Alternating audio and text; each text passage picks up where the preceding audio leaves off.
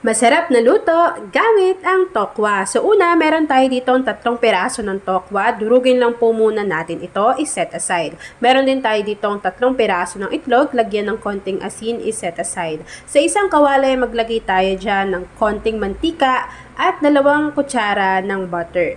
After natin yan mapainit, ilagay natin dito yung dinurog natin kanina na tokwa. Tapos hintayin lang po natin yung mag-light brown hanggang sa maging tostado bago maglagay tayo ng space sa gitna kasi ilalagay natin dito yung itlog at ihahalo rin natin ito sa ating tokwa. Kapag naluto na yung itlog, ilagay natin yung iba pang mga ingredients kagaya ng 1 piraso ng sibuyas, 3 piraso ng bawang at spring onions. Kapag nailagay na natin yan dyan, maglagay din ng kalahati ng carrot. So hiwain nyo lang ng maliliit, lagyan ng pampalasa kagaya ng konting paminta at asin. Haluin ng maigi kapag naging crunchy na yung ating